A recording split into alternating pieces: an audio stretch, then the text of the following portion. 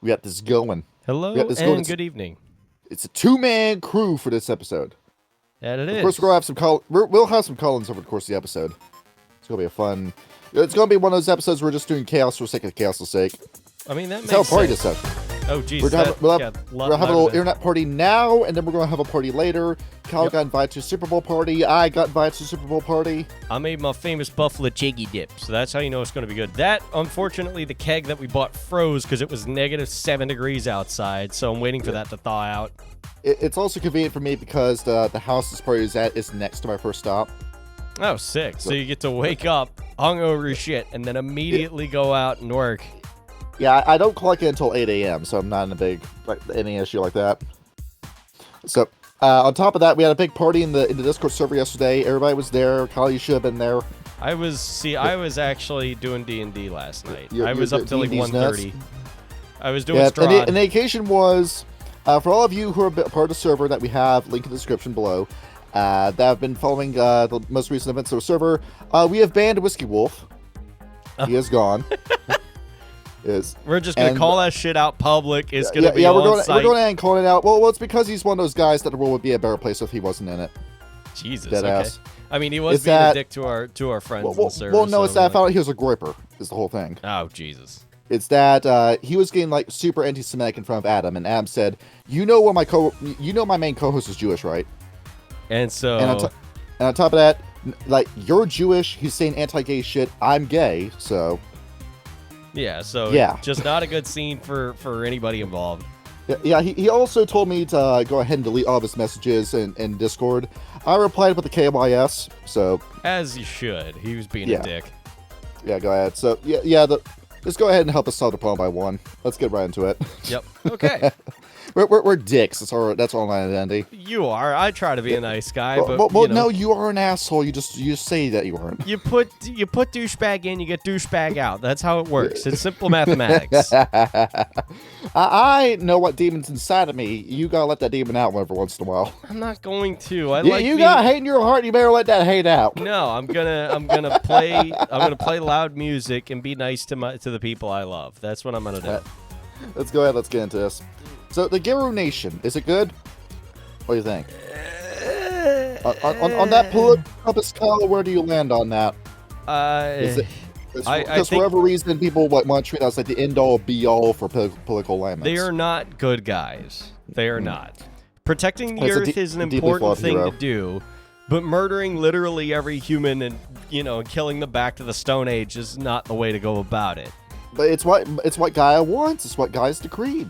I know that Gaia doesn't has make told it me good. to do this. Well, that's the whole thing. Is that I've been saying this in our episodes that Gaia is not the perfect victim that Werewolf portrays her as. No, because she's still what's to reduce humanity back to its starting point, and she's got more in common with the Weaver than people really give her credit for, because she wants essentially what would be a world of eternal stasis. Yeah, nothing At the end of the day. changes, and it's just animals kill things, and then you eat the thing that you killed, and then you die of disease, and that disease kills the things that there's too many of, and then the things You basically deny the potential of the wild and refuse to let the worm do its job. Is where this comes into play. That is an interesting way to put that, actually. Yeah. That does make sense. And after all, because history is written by the victors and we only ever get the werewolf side of the story, and by this point the worm is so filled with degeneracy in its ranks that nobody can give you a straight answer as to what's going on. Pentex won't tell you what's going on. The Banes won't. The Black Spells won't. So how do we really know that Gaia was without any sort of fault in this conflict to begin with? I mean, we tell? really don't. That's the thing. And I mean... But you can't let Gaia die either, because this is the only planet we have. Exactly. I mentioned this before in a previous episode that we need to stop talking about living on Venus, living on Mars, because that shit ain't going to happen. It's not going to happen.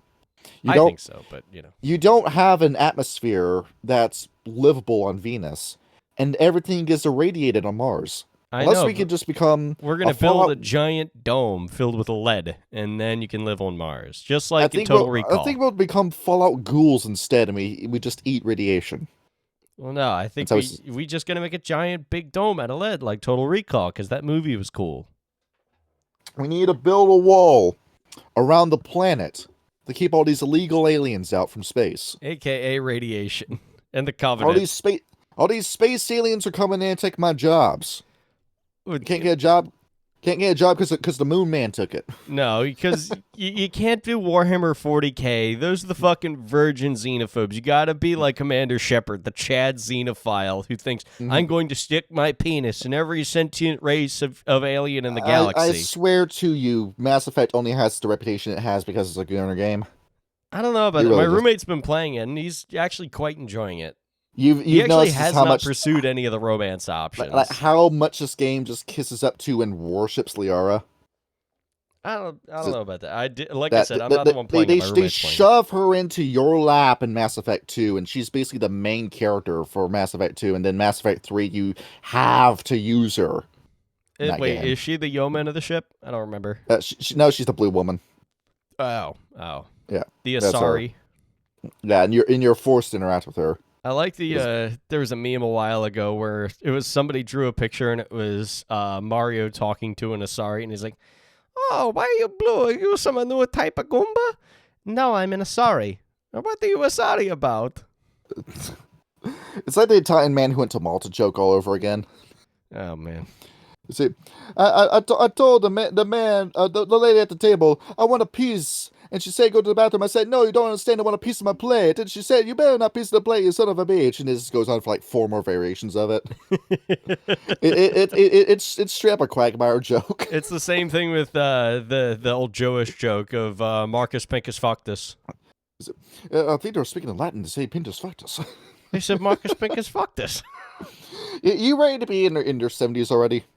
I am. Look, I would love to be just an old dude. I think I'd be the best old dude ever, man. We're going to be like 2 old fucks hanging out at the McDonald's all damn day. And not at the McDonald's, no, dude. I'm going to sit on the bay and day drink. That's going to be the shit, man. You told me that your goal in life is that you want to be Fowler from Chicken Run. I have not watched Chicken Run since I was like 6. You get to be Fowler. You get to be this old fart who's got all these fat, ditzy women to fuck. And just gets okay, see that's some shit right there. You just talked to me now. You want to be Fowler? Now that you put it that way, that makes sense. I can get down with that. Because that was, Chicken Run was made about Jews, and that's what that movie's about. Was it actually? Oh yeah, it's a Holocaust movie. It's about Nazis making Jews into pies. What the fuck? Yeah, but chickens. Would that be just the most fucked up shit in the world, like the Nazi Jew pie? I'm gonna be honest. That sounds like something they would do, and it was like, oh, we need to think of some new rations for our army, and that nobody's found. all the people that we tried to make into fertilizer. It isn't working. So it's like, what if the average Holocaust victim is at least 70,000 calories? Yeah. Yeah, you gotta keep these soldiers fed somehow. Yeah. You're up against an army where you're fighting we'll feed them to the Russians. 10 people. And speaking of, I thought somebody jumped into the call for a minute. I guess it was a pop-up ad I was hearing. No. Going into the lovely world of Werewolf the Apocalypse. So I took a look at Werewolf the Apocalypse, and it just so happened that Archie's been talking about Dragon Ball Z, so it got me back into Dragon Ball Z, and I've been playing Xenoverse 2 like an iPad kid. You just glued to it. I've been buying this DLC like a spurg, so yeah, I got super into it. It's because like the male Majin characters I'm such a fucking mark for. Playing these characters who are just fucking goofs, but yeah. In terms of my Dragon Ball Z chip, I would look through Dragon Ball Z: The History of Trunks, and then I began to think of like Werewolf the Apocalypse at the same time. It just so happens that all the tropes that get deconstructed in Dragon Ball Z History of Trunks are almost synonymous with the issues of the Garou Nation. Really? Because one for one, the whole plot of that movie is that we got 2 guys who are Saiyans trying to fight the androids 17 and 18 after they destroy the world, basically. And it's just a world that's ruled by them. It's basically like the plot of Invincible, so to speak. Right. And with the Garou Nation, the current state of the war is that you've had this Garou Nation that is essentially this far-right, alt-right, I will call it like it is. I keep talking, I gotta check on my dip. It is fascist, what the Garou Nation is supposed to be. Because look at the rank system and how this is supposed to work. With Werewolf the Apocalypse, Mage the Ascension, and Vampire the Masquerade, there was this theme in the stories about the old generation overshadowing the new generation. What I mean by that with Mage is that after the Avatar Storm happens, all the Archmages are gone or they lose their avatars, and the newer generation is going to have to pick up the slack of what the archmages were doing, but you might not ever reach Arete 6, Arete 6, and that's weighing on your shoulders the entire game.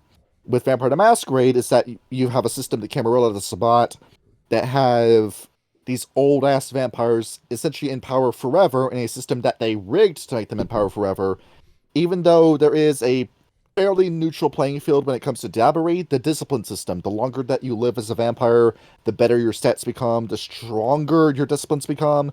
It is very hard to kill those who are in higher power. And that's the case with Werewolf the Apocalypse as well. Because the ranking system. The interesting... You have to... Go ahead. You have to bend down and kiss the wall and kiss the ring of the Garou Nation if you want to advance when it comes to ranks. Kyle, you fundamentally, when it comes to werewolf games, you get almost all you really need at rank 1. The essential gifts that you need for play. Yeah, pretty much. You can live pretty comfortably off of them, but rank 2, 3, 4, and 5 is when you start getting these really fantastical powers that are just cool more than anything else. Yep. They're fun to use. But some of these are fucking insane, too. You remember the Shadow Lord gift Hurting? And I was just free passive damage every turn? Yeah, use that gift. That's kind of fucking ridiculous. It's just like, oh, you have an AoE spell that will slowly kill everybody around you. Or with the Wendigo, where they have the Hyper Beam at rank 5, where they just summon a laser from the sun and then fry you with it. It's kind of like that's what they did in Ridgecross, New York, too. Well, no, they just summoned Great Wendigo himself to kill Grisha. Grisha. And they went from being Cryomancers to Pyromancers at rank 5. Funny thing. Makes sense. But you can only do this if you go through the Renown system, and the Renown system is something you grind through in these games. You get Renown very slowly. Even with the update to the system that was in W20, Renown is very hard to come across. You're going to be smashing your head against the wall for a while before you get to rank up. Unless which is why the Renown system... party. The Renown system is kind of dropped in a lot of werewolf games where, oh, it's just like milestone achievements will rank you up at rank 2 whenever the story needs you to be, rank 3 when the story needs you to be, because the Renown system is very easy to forget about, and it is because it's unique to werewolf. No other game has a system like this. No other game out there. Let me take a sip of this tea. It really does actually sort of make you work for it. Now, I know that technically you can do just like XP in like D&D 5e, but a lot of people nowadays, just in order to keep a more consistent story, they tend to go with the milestone just in order to keep the tone of the power scaling a lot easier to manage, and so that you don't have like somebody that's this rank or that rank. I've never liked that. I've never liked XP leveling. But it just kind of works in Werewolf the Apocalypse. Well, not so much XP leveling so much as linear progression. Like, I pick a class and my abilities are decided for me based off the class I do. Which is why I was excited for Pathfinder when I heard you were able to pick what abilities you wanted. But Dark Heresy is so close to being a perfect system for me. Because you get to build how you want as you go along, and there's like skill gates for some abilities. But it's growing without leveling. This is the kind of system that I like. And you have that in these World of Darkness games, which is why I've gravitated so strongly over to World of Darkness. And it's impossible for me to go back to D&D. I've gone off the gateway drug. I can't go back to it. I don't know. I still don't mind it, but that's only that's the majority. That's because of the people I play with. That you have blood relatives in your group. That's why. Yeah, that helps. Having people that you know and can really jam with. So when it comes to the Werewolf Nation, all these really crazy ass powers and rights are gated behind ranks. And when it comes to the ranks, the rank 1s, Kyle, you see who's being thrown out to fight. It's people who are probably at the youngest 11 years old going out to fight this war. Yep. That a child soldier werewolf is not a unique concept in Werewolf the Apocalypse. It's highly likely you'll play as some prepubescent kids. Now, you don't see that in American games because you have this strong 18 culture. Yep. Because this is the World of Darkness, you get into some pretty risky situations, which is why I really don't like the Innocence book from Chronicles of Darkness. I feel like you're opening a gateway with that I don't want to talk about, I don't want to get into. It's the same reason why that Nintendo Direct 2 was out. That stupid fucking game with you got the kid android on your back the entire time, and we know what's going to happen with that. Kid I ain't Android going. in the back? Yeah, I'm not going to fish that thought. Oh, yeah, no, don't. But because I saw what you fuckers were doing with the Claire Obscure, and I'm thinking if you could do it with those models, The miserable motherfuckers on the internet will do literally anything of that sort. the reason why I haven't played Claire Obscure and I don't want to play Claire Obscure is because of the porn. That's sort of the reason why I can't take the game seriously anymore. Yeah. No, it's same thing with Overwatch. In all honesty, it's like Like where all the women have the exact same fucking face. basically, yeah. You gotta love how shitty the art direction is in that game. They even demaked their own sequel, which is still hilarious. Yeah, and nobody's gonna fucking play it. Nobody cares. No, because now there's Team Fortress 2 and Deadlock. That's all you gotta worry about now. Yep. And with the ranks of the Garou Nation, you've got the Metis. And you've got Metis characters where, Kyle, when you were picking your Metis deformity, why did you pick Seizures? So I could still be pretty looking, that's why. Mm-hmm. And so I could, like, make any... The reason I picked that is because, like, it added a bit of randomness to the game that I otherwise wouldn't be able to... that otherwise you wouldn't see. And I felt like it wouldn't hamper me too much in fights, but you have seen in the live play, if you have watched the live play, there's still instances in which, like, it hindered me in a fight. Like, I literally passed out in the middle of a fight just because, like, I rolled the willpower too low, and I literally went blind while fighting 5 vampires. It's that Tyler was the penis monkey for that entire game. The what? The penis monkey. The fuck does that mean? Well, I think it means. I don't know. I think you made that shit up. But Kyle didn't explain to me why we have metas that have withered limbs, hunchbacks. Some of them are blind. Some of them are missing limbs entirely out in fighting this war. Well, because they're, good shock troops. Well, not really shock troops. They're good cannon fodder if you want to, like, hold the line and then let all the experienced people go around the back and fuck things up. And a good sign that the Nazis were going to lose World War II is because they were sending the young, the sick, and the old to fight the fight. Scraping the barrel, as it is. Pardon me again, I gotta go take the dip out the oven. So this is also why I gotta ask, why is the Garou Nation doing this? Because if we're in such a good position against the worm, then why are we throwing people who really should be on the back lines, on a supply line, quartermasters, medic staff, logistics, people actually playing this shit out, instead of, throwing people that are actually physically and mentally disabled into this fight? It's definitely the sign of a prospering nation that's definitely not built on the back of a war economy and war culture that will burn out. Fantastic idea that we got going on here. As he's getting his chip and dip prepared. And you see that with some of these tribes as well. Now, I feel like some of these tribes are better than others because... Well, I can't really say the Fianna are that charitable because the Fianna kind of treat their mess like shit to begin with and don't let them fight at all. Very much so. The Black Furies at least educate you and get your shit together before you go into a fight. The Bonars are more about espionage. Children of Gaia are the only real tribe that's adapted for a modern battlefield along with the Glasswalkers. But has every other tribe really adapted well to this new form of warfare? Because you don't really get boots on the ground war anymore. Even with the wars that's going on, wars are going right now with, for example, Ukraine and Russia. How many of them involve shock troopers, and how much of it is actually just drone warfare? Well, I mean, a lot of it's drone warfare, but, like, as far as werewolf goes, I mean, you still do have the war in the Amazon, which is basically an all-out war.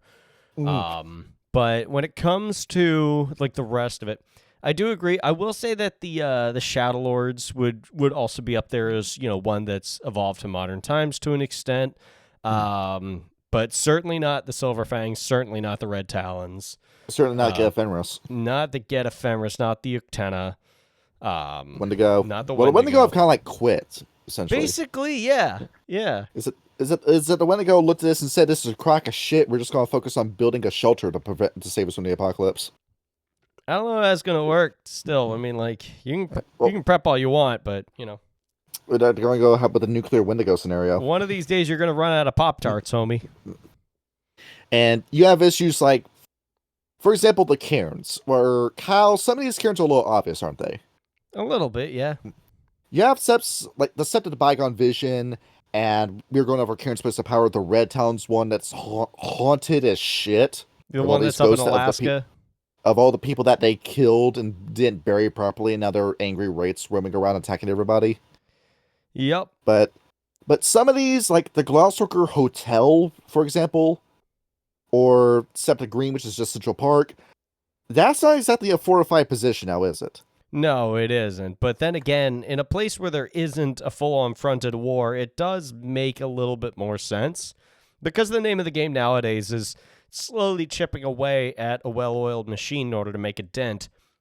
It makes sense to have a machination that's close enough to the fight where you can have basically a safe house that's in striking distance of your target and then return to it looking like you're just strolling down the street. But these are easy to identify and easy to attack. Because the Glossworker's Trap book begins with one of their seps being attacked. Yeah, it does.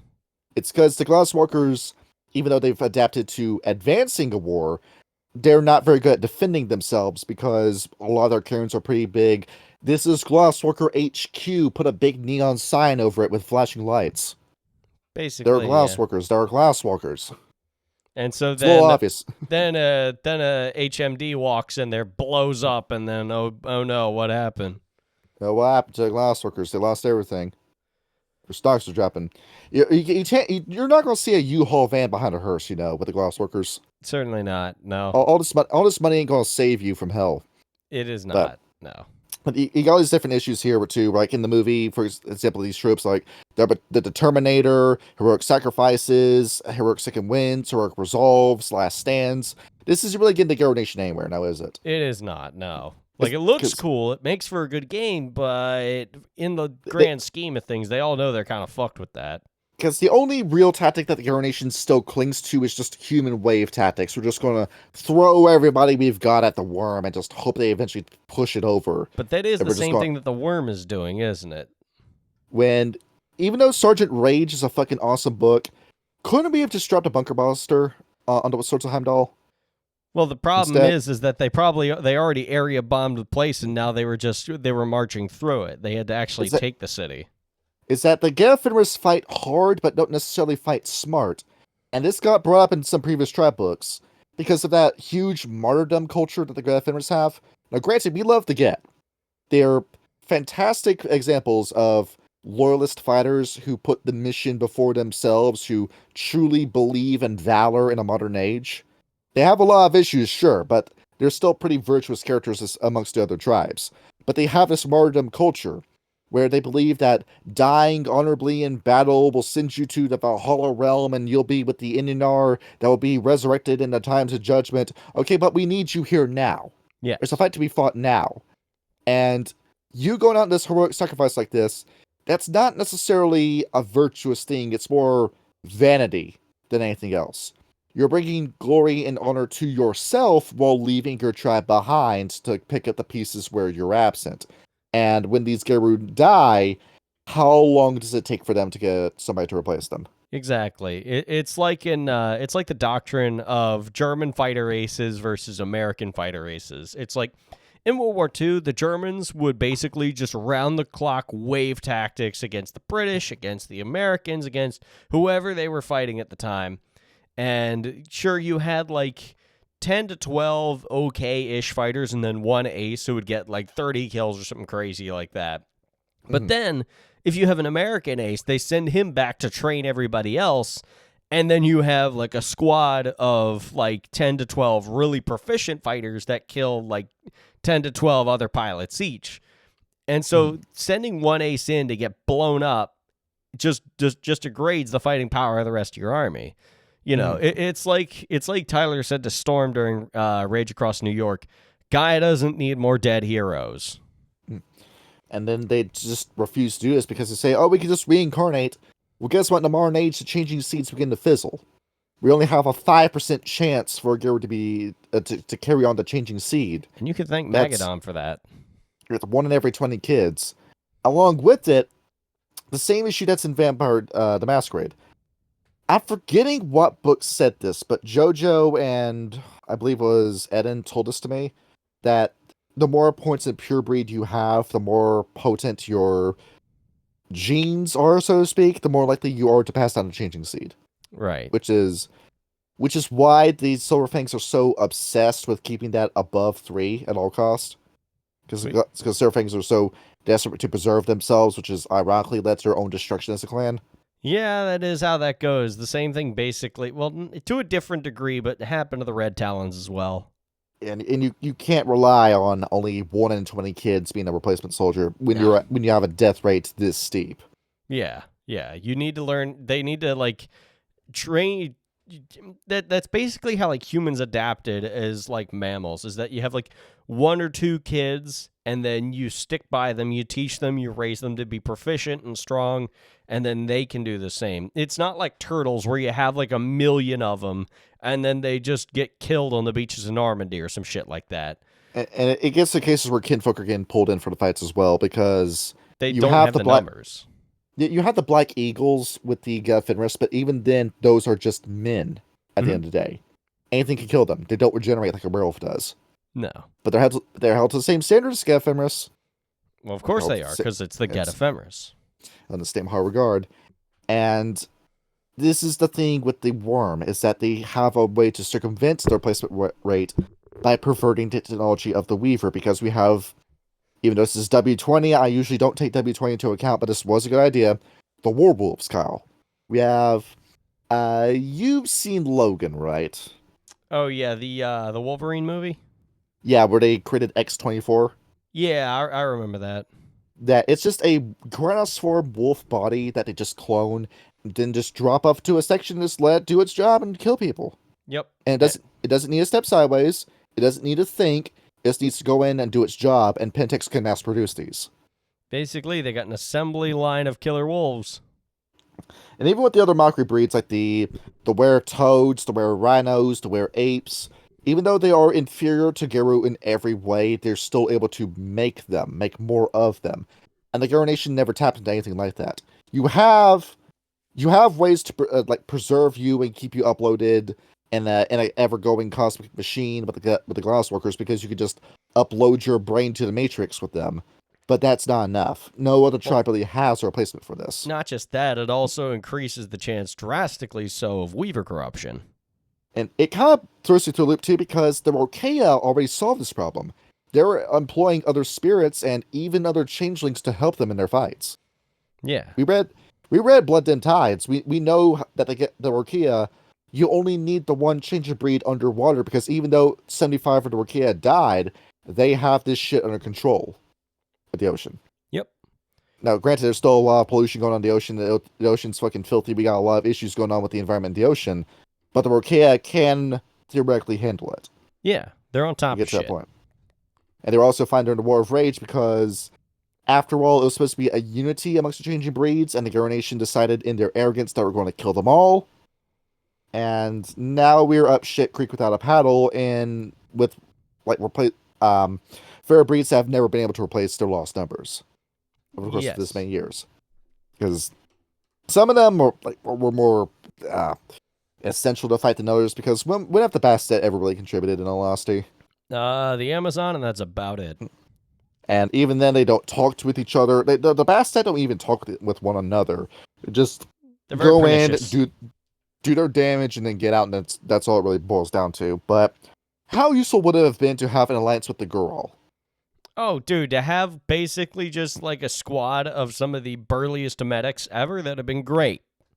And that would also solve your replacement rate, because these guys are like necromancers, but not really necromancers. It's like a different form of necromancy. It's necromancy, just call it like it is. We're able to raise the dead with this unique gift that only Gaia taught them. And part of the reason why these guys freaked out and were killed was because they refused to tell the Garou what the right was supposed to be.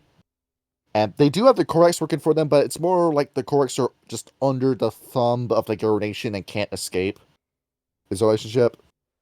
The Ananasi are off on their own thing. Well, the Ananasi really never had anything to do with the Garou Nation to begin with. No, they're kind of doing their own thing.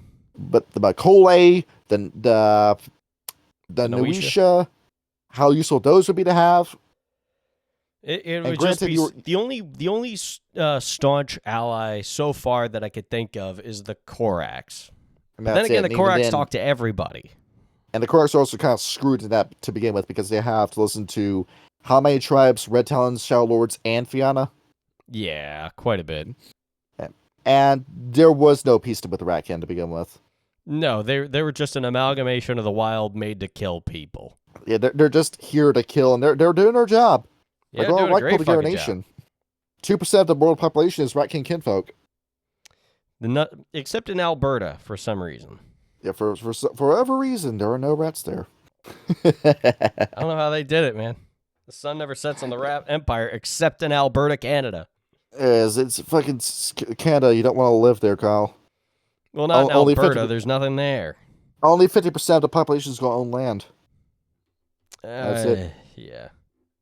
And take a look into this, and the Kitsune weren't really made until the ass end of the whole story, and the Kitsune Gaia's chosen people aren't really going to contribute anything now, are they? Definitely not, no. They just, like, body steal and body surf, so to speak. Yeah, it's not That's great. how the Kitsune keep going. But, let's think about that. The War of Rage happens in this scenario anyway. So why has the Garou Nation never actually apologized, like formally apologized for this? Because so many tribes say the War of Rage was a bad idea, we should never have done this, and yet only the Silent Striders have actually made reparations with the Macaulay. And that's it. Well, it's the pride of the Garou. It's that, like, they don't have time to, they don't want to admit that they were in the wrong for anything, because they are Gaia's chosen warriors, and we have to be right about everything. We are God's chosen people. Shut up. Yeah. And with this too, when it comes to these different tribes as well, like the Gavars have their own issues, but the Red Talons refusing to let this shit go, they're screwed. They're already screwed as a tribe. They're having to breed with dingoes and painted dogs in Africa and in Australia, and they're not wolves. So the dream's already fucking dead. What you've already been fearing this entire time is already here. And they just can't eat. They can't stand to eat crow and admit that no, we're fucking things up. And that's because you're so beholden to the idea that Griffin gave you of complete human extinction that you refuse to let this shit go, and you act more like humans than you do dogs because of it. Because even though it's an alien mindset with the Red Talons when you play as one as a player character, you still are human. You're still of the same species that ate from the tree of the fruit of knowledge. Yes. You still have these human thoughts, and you deny the human thoughts, and this makes you more ignorant than any other tribe in Realm of the Apocalypse. You are doing the exact same thing you condemn, and then you refuse to admit that that's a part of you. Exactly. Same There's way no that the Black Furies do with the manhood manhood side of things. Same way that the Silverfangs refuse to do so with any other tribe. Now, granted, the Black Furies in the this is the Mind's Eye Theater guide, but there was some of the Black Furies were starting to have like crisis of faith with their own tribe, began to realize that they were going to population bomb and bad, which is why the Freebooters camp specifically started taking in men with their operation. Well, there's also the Bacchanalians as well. Yeah, where they had to go ahead and eat crow and say we gotta have some men in the party, because if we don't have men to help us raise the kids and make more of the kids, we're going to die ultimately. Yep. And this is why I do say the Black Furies are kind of irrelevant today, where I don't like the changes that W5 made at all. I don't like how that feminist angle is just completely gone. Yeah. And now it's just, we're just the Brujah wolf now. Like, how fucking boring is that? Every wolf is the fucking Brujah wolf, damn it. Yeah, like, rage is a part of being a wolf. But still, yeah, to get rid of the whole thing that made the Black Furies, just spits in the face of all the years of great Black Furies that we've had. We have this ongoing tradition for 10,000 years, and then we're just going to let go of it. Well, you can't expect a radical leftist to actually understand why traditions are in place to begin with. They never read G.K. Chesterton, obviously. What's in this urn? What's in the urn? Oh, it looks like just a bunch of sand, man. I'll just throw it out the window. Yep. And then you're it's like, Grandma's that was ashes, my grandmother. This is how little respect you have for the people that came before you, and you're in your own arrogance thinking that you know more about the world than people that have lived on the world longer than you. It's like really funny. It's that, humanity at large has a problem. Somebody fixes it. That fix becomes tradition. People start questioning tradition, get rid of tradition, and then problem strangely comes back. Gee, I wonder why. we're eventually going to have a big crunch period where all this progress that we've been making is suddenly going to vanish, and we're just going to enter some sort of new dark age. At this And point, I it'll don't be think we're heading okay. for an apocalypse. I think we're heading for a dark age. Well, yeah, these things happen. And speaking of other tribes, you need to let these traditions go. I think the Fianna are doing fine. It's just the group depression of the Fianna is holding them back.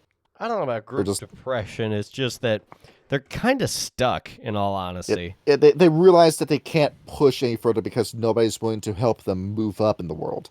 No. It's where everybody likes the class clown, but nobody's going to help the class clown with their problems. Certainly not, because all they do is joke. Why would they're smiling. They're having a good time. Nobody needs to worry about that. Lo and behold, that is not the case. The Bonars and Children of Gaia, well, the Bonars have like a lack of dignity within themselves. Right? There's the Bonars are basically an entire mercenary group of whores by this point. They're willing to do anything for money or anything that will put anything material in their pockets. It's what's in it for me is the mentality of the Bonars, where Well, they don't it can be have hard. anything. It can be hard to work with the Bonars because there is an unspoken culture of greed to the Bonars because of the desperate situations that they put themselves in Well, from again, being that's lower that's part class. of Jackal's curse. That's not necessarily their fault. It's part of this curse as well, and people say, well, can't you just like lift the totem? Can't you just get like pick a new totem? I think this is also in the blood. Is it? So yeah, because after all, the changing seed is a whole blood lineage thing. So a Garou mates with a human, you're going to have a Garou offspring after all. And there's a whole implication as well with Vampire the Masquerade, where the clan you belong to, the blood influences your brain after you get embraced, like Yeah, that makes gene sense. codes. Hmm. And then the Children of Gaia have adapted pretty well to the world around them, but they're too nice and can't fight with the shit. They refuse to kill as per their doctrine. And when it comes to some enemies, you just have to put them down. There's just some guys that Yeah, you just can't leave alone because after all, like once again, with the Dragon Ball Z analogy, you remember how Goku just basically spares everybody he fights over the course of Dragon Ball Z? and in that, I assume that comes to bite him in the ass numerous times. Well, with Vegeta, it turned out to be the best thing he could have done because Vegeta has been his number two for the entire series after the Saiyan saga. Yep. But Frieza is one of those villains that you have to kill. This megalomaniac space racist who's conquering the entire universe. You can't leave a threat like that alone because Frieza's own pride prevents him from ever seeing any error in his own actions. Everything he does is right, and if he's ever proven with evidence that proves the opposite, then he tends to freak the fuck out and rage quit and blow up a planet Yep. in response. Pride Which is goeth why before a he's fall. one of those enemies that you need to kill. He was spared at the end of Resurrection F. He responds by just blowing up Earth in 5 seconds, and Well, they had yeah, to because rewind he's petty. and they had to rewind time to fix that situation. Is that you want to be a loving guy, you want to be the brother's keeper because that's the righteous path you gotta follow, but you have to be realistic as well. There's just some people in the world that you just can't make peace with because they just want to hurt you. It's very much a needs of the many in that regard because like if you let them go, it's going to do so much more damage. They're not going to It, learn their lesson. They never will. and along with that, the Glass Workers, well, it depends on technology how they're just gonna get fucking droned ultimately. Oh, they are without a doubt, 100%. See, Red Sun. Silent Shredders, well, more like just sets just fucked them so badly they can't really recover from that. Yeah, they're kind of screwed from their inception, really, which is a Out damn of all shame the because I love the Silent Striders. out of all the wolves, they probably are the only good guys. Come I think of don't it. know. Even though the Bonars have their own like self-loathing and the curse of Jackal, we did say when we covered the Bonars a long time ago that they might just be the only other good tribe because they genuinely just want to help people. We brought up before that the Silent Shredders do have a lot of similarities with vampires because it's in the backstory why they have all these situations with them. Yes. And sure, Clan Ravnos gets brought up, Clan Gangrel gets brought up. I think Clan Salubri is also a good analogy because, like Clan Salubri being the quote unquote good vampire, the Silent Shredders are the good werewolf. That's the Yes. real gimmick here. The good mailman. Well, I mean, nobody's ever mad at the mailman. There's no fucking song written "fuck the post office," you know. Nah, the construction workers, yes. Police, yes. The fire department, yes. But not the There post is op. what's really Yeah. funny is there is actually a song called "Fuck the Fire Department." But it's this massive taxpayer scam, but the firefighters only do like how much work a day, how much work a year? I don't know, but I remember I was friends with or not friends with, but like I talked to a firefighter for a little bit, and like he would just post pictures in the Discord, and he's literally just like laying in the locker room, and I'm like, dog, what do you fucking do? Statistically, you're only going to be in one burning building in your entire life. Damn, I should be a firefighter. That sounds like a great job. It's easy money. I don't Easy know. money. The rough part I hear is like helping 1,500-pound diabetics out of the house before they pee themselves. Just let them roll over out the window and then they'll just bounce when they hit the ground. I don't think that's how that works. Shadow Lords. Machiavellianism is their big issue. Yeah. Dog. Politics for power is the name of the game.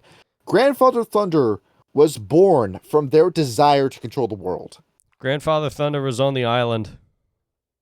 He was made to be the bad guy after they got disappointed by Crow. It is in your blood. You created your own dictator and you follow everything he says without question. Yep. And after all, with how the Shadow Lords operate, you remember how we had a big Russian Revolution and that the Surfangs lost all this land, and the Shadow Lords said, "Huh, how'd that happen?" Yep. And then they're like, "Oh, Bruja, no, move aside. We're just gonna take this." And the Surfangs came in and said, "Who let all Bruja into my land?" And the Shadow Lords said, "I don't know. I don't know, I didn't."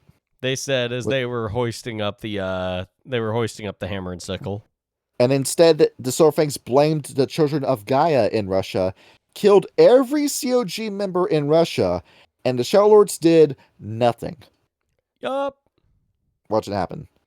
And of course, when it comes to big issues with the Garou Nation itself, you have to bring up the Surfangs because it really is mostly their fault. Their own refusal to live in a world that is dying with them in it, then living in a world that's been healed without them. The Surfangs refuse to accept that. They have to be involved in the story. That Surfangs have to involve themselves in everything that happens within Gaia. Well, yeah, all because of they're silver, one obviously. Achievement. All because you saved Yggdrasil back when the Calamity Worm was at his peak. And that's why. And you've gotten to the point where you're so obsessed with your lineage, you're so obsessed with your genes being passed down, that you've become inbred to the point where you're dying of old age in your 40s. Is how the gene pool is. Yep. And along with it too, how are you dying of old age in your 40s? If your guy is chosen, if your guy is best, why are you not in the front lines next to these people that are physically and mentally disabled, helping them in the fight? Well, because obviously they need to, talk to the Duke of Worcester, Worcester-Manishire, and have tea with him at 4:00 today, and decide on the fate of how many Xanaxes should we feed to the Garou in order to get them to go fight better. Just one of my old bosses told me this, Kyle, and I've never forgotten this because it's just how fucking this is the kind of man I never want to be. It's that I'll ask my manager, okay, well, why don't you go and help out with this? And he says, if I'm in there with you, I'm not delegating, is what he tells me. Oh, yeah. You're not going to help me because you instead want to watch me and tell me what to do next, and you're not going to be able to tell me what to do next if you're in there actually getting the job done and then complain about the job not being done. Exactly. It's that kind of shit where I don't want a boss in my life. I want a leader in my life. Yes. And this is why I have no respect for anybody that leads like that. What to do, but like everybody loves good advice. That kind of shit. You rather just give me advice and actually get down and help me out with the job when I'm actually struggling. See, that would require a modicum of trust on the part of whoever it is that's supposed to be leading the group, is because they need to trust you to know how to do your job correctly. They need to trust that they gave you the tools necessary in order to complete the task that they gave you, and they should be open to answer any questions if you're unsure. It's especially frustrating when it's the whole project where I got my fucking dick in the wind and there's stuff that you just did not tell me about the job at hand. Exactly, yeah. And I've definitely been there a number of times. So. And that's the whole issue with the Surfangs, that we have 10,000 years of history about how the worm operates. Are we ever going to form an actual fucking codex about how the worm operates? No, we're not going to do that. No, that'd be far too easy. We're gonna let them figure it out. Which is why is there no actual education system within the Garou Nation? By this point. Because I'm gonna be honest. I don't. Well, actually, they do have like some writing. They have like that whole book of The Silver symbols. Record. They have the Silver Record, and that is like essential Garou reading. But that's not even actually mentoring your soldiers. That's just you tooting your own horn about your past accomplishments. Exactly. You need to actually, get somebody in the ring with the master of the trial, and show you, okay, you're going to be fighting him. He's going to show you how to defend yourself. That's it. They teach you how to fight, and then that's it. There's no actual value of knowledge and intelligence within the Garou Nation. No. And I'll tell you why. It's because knowledge is power. Because I'll tell you who's actually the smartest werewolf tribe, the Stargazers. Really? I know you don't like that, but they are. Because they were smart enough to realize that, ain't this a bitch, I'm not dying for you, I'm going to hold this out on my own in Asia, and they're doing everything that Garou Nation has failed to do. Make peace with the Pharaoh in Asia. Well, yeah, but they're still going to get consumed by the worm because they don't know how to fight. Well, granted, it's the Kuei Jin, because after we read the Akashic Brotherhood mage book, I'm beginning to see that the Stargazers actually are up shit creek. Now, granted, mechanically, the Kuei Jin don't really measure up to the lore, because the Kuei Jin were very underwhelming when it comes to power, but that's mechanics. Yep. In story, the Kuei Jin are this massive disease spreading out of China. This is not me talking about something that happened 6 years ago, YouTube. That's not what I'm talking about. I realize what the language sounds like. No, it's not that. That's something entirely different. Where it's this massive zombie army coming out of China that you just aren't going to be prepared for, because the Jade Emperor does not have a dictum mortem saying that you can't do this. Sharon does. For whatever reason, Sharon refuses to touch the mortal plane at this point, where if your enemy is breaking the rules, just go ahead and sync with them by this point. If he's playing to win, you need to do the same. You mean Charon? I know that's not like a very honorable, like glorious thing to say, but by that point, if the enemy's just trying to kill you, you have to play to win. Yeah. If it is literally life or death, and the survival of everybody you know is on the line, you got to get your hands dirty. I know as Huey from the Boondocks once said, being the bigger man is overrated. Especially when you're up against the Jade Emperor, who refuses to let go of his plans of world domination to a point where death itself won't even stop him. Yeah, where Charon won't even come out of fucking wherever the hell he is to defeat him and drag him down to hell. For a plan that has already gone massively off the fucking rails by that point. Yep. And after all, the Kuei Jin, you could just keep making more Kuei Jin. And there's nothing stopping you from doing that. Yep. And with China, there's so many remote places in China where you've got villages that have no fucking internet. They don't even know what a white man is. And they look at you like you're an alien if you go see them.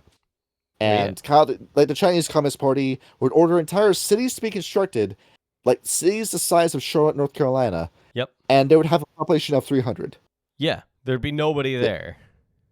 And you have all this money that you're just spending on construction companies for cities that nobody's going to fucking live in, because you don't have a population that can sustain that growth anymore.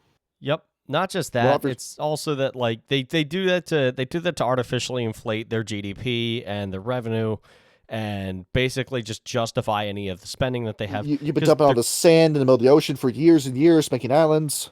Yeah, even though those sink immediately because it's sand. Oh, you can't see past your own fucking nose. You only ever focus on the present. Exactly. And the Stargazers are trying, but the Stargazers are so thoroughly up shit creek, and the Garou Nation is so focused on America and Europe that they're completely blind to the issues in Asia. Oh yeah, especially with the Kuei Jin just spreading out everywhere. Oh yeah, the Garou Nation, you notice in these tribe books how no tribe except the Stargazers had an opinion on the Kuei Jin. Yeah, basically, because nobody else then has seen them. And after all, the Stargazers are the only tribe that actually puts a focus and value on knowledge and learning, where you can't just be a warrior. You actually have to have some discipline, which is where Kylindo comes into play. Yes. You can't just go out swinging your fists. You have to learn these skills as well. You have to have discipline to know when to fight and when to turn the other cheek. Yep. Which is it once again, Dragon Ball Z is on my mind. Everybody wants to talk about, oh, like, why doesn't everybody just join the turtle school of karate in Dragon Ball Z and just learn the Kamehameha? Like, why doesn't it do this? Well, it's because it doesn't make for that interesting of a series, but there was years and years of discipline training involved in Master Roshi's teachings to Goku and Krillin and Yamcha. You can't just... I'm not just going to show you the beam cannon that you can shoot off your palms, just let you run wild. You need to train every day and build a discipline around routines that are made to improve your way of life, is ultimately what the school teaches. And you're supposed to have that along with it, which is why it is a school from the get-go. And the Stargazers have that. No other tribe has that. Even the Children of Gaia don't really do that, because the Children of Gaia are more focused on teaching you that all is well, everyone's equal, everyone's a good person fundamentally. All this like fucking hippie shit. And the class workers just sit you down in front of a computer and have you watch training videos. Yep, and we all know how good those go. How well that is. You watch all the training videos over the course of 4 days and you still don't know how to do your job. Yep. No actual learning going on here. And then you have some jaded dude addicted to caffeine, sitting there at the corner is like, okay, you watch the training videos, come over here, shadow with me. This is how you actually do the job. Fuck all them videos. You gotta get realistic sometimes. Because a corporate body does not actually match the will and the values of the employee. Certainly not. No, it never will. I've never seen one that does. And then you have the Tenna and the Wendigo, who technically are part of the Garou Nation, but only because they've been deputized into it. Basically. After all, the Tenna have their own plans, and they are in the position to rug pull the Garou Nation if they want to. They certainly are. They've got all of Polynesia. They've got all of South America. They've got, parts of Australia, and they've got a bunch of Southeast Asia. They have all of Oceania, basically. Massive fucking land grabs. And now they're in a turf war with the Fianna as to who's going to control Australia. Basically, yeah. Meanwhile, the Black Spirals and the death of the Bunyip have already ensured that the worm is going to take Australia. Given current events in Australia, I think they tend to have won that fight by this point. Yeah, I'd say so. And how many tribes besides Diactina have a plan to prevent apocalypse? Not a one. You can't think of any, can you? No, I really can't. No, everybody's gearing up for either the great death day of the apocalypse where there will be no world and everybody's just going to die like the Fianna believe, or the post-apocalypse like the Bonars. And that's it. Diactina have plans to prevent apocalypse. Now, granted, you're going to have to do some pretty dark stuff with it that involves human sacrifice, but it can be done. Yep. Do they ever get a chance to do it? No, because I think the people that wrote Times of Judgment Apocalypse forgot about that plotline. More than likely, yeah. There was a lot of shit that was missing from the Apocalypse book. Yeah. I mean... And then the Wendigo are just building the giant ice igloo fortress in Nunavut, waiting to ride the storm out. Said fuck this shit, I ain't dying for you. Yep. Basically. I don't know what he tell me what to do. Sit there in your fucking, Fortress of Solitude, Superman, and enjoy your eating your poutine with a fork. Yeah, enjoy your goddamn frozen spam for the rest of your goddamn life, you lazy piece of shit. See, we've been recording for about an hour. Let's bring in our first caller. Are we bringing the caller? There's JoJo. You're on the Bonercast. Hey, JoJo. Yeah, you can't keep on getting away with it. There it is. We're talking about how much the Garou Nation sucks. What do you think of that? Oh my god, it does. It's fucking awful. Now, what would be an idea that you would have to fix the Garou Nation?